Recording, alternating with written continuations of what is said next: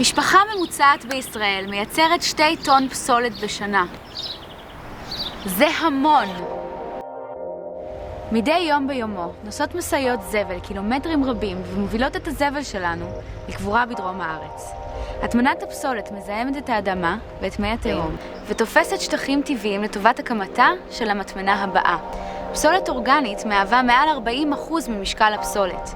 אם פתרנו את בעיית הפסולת, פתרנו כמעט חצי מבעיית הפסולת הביתית בישראל. במטמנות, הפסולת האורגנית תוססת ופולטת גז מתאן לאטמוספירה. גז זה משנה את הרכב האטמוספירה וגורם לכך שכדור הארץ יתחמם באופן מהיר ביותר. הפתרון לבעיה הוא פשוט. כל מה שצריך לעשות הוא להפריד את הזבל לשני פחים. האחד לזבל אורגני טבעי והשני לכל השאר. את הפח האורגני מרוקנים לקומפוסטר המוצב בגינה. בתוך הקומפוסטר מתפרקות שאריות המזון והגזם בתהליך ביולוגי טבעי. בתוך 4 חודשים הזבל שלנו הופך לקומפוסט, דשן אורגני לגינה.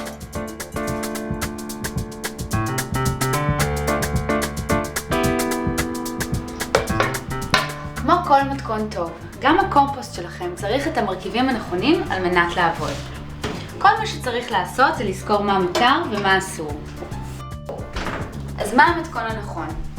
דברים כמו שאריות של פירות, קליפות של ירקות, ציונים, תבשילים שהתקלקלו, כל אלו נקראים הירוקים, ואותם אפשר להכניס לקומפוסטר.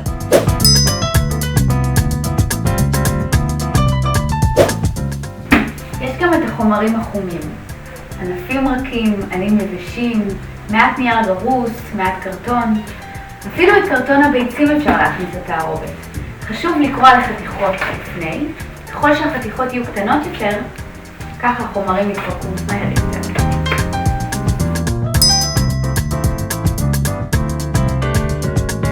אפשר גם להכניס קליפות של ביצים לתערובת.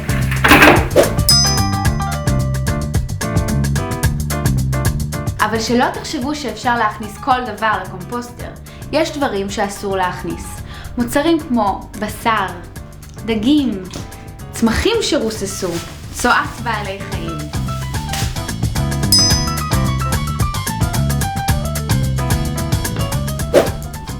כמובן שאי אפשר להכניס כל דבר שלא מתפרק באופן ביולוגי.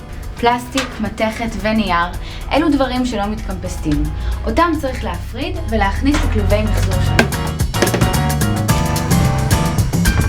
כמו המפתח לחיים טובים, המפתח ליצירת קומפוסט טוב הוא לדאוג לאיזון נכון. כלומר, לדאוג שהירוקים והחומים יהיו מאוזנים. הצורה הנכונה לעבוד בה היא ליצור מעין שכבות. בכל פעם שמכניסים שאריות מטבח ירוקים לתערובת, יש לדאוג לגסות בגזם.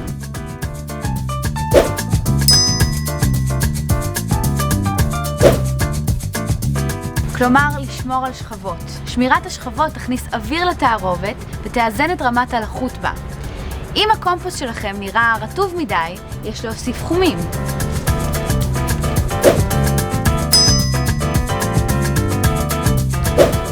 ואם הקומפוסט נראה יבש מדי, נוסיף ירוקים.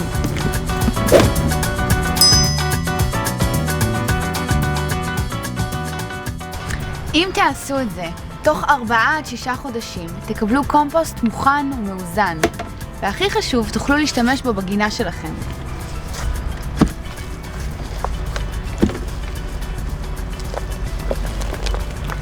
הפכתם את הזבל שלכם ממטרד לאוצר.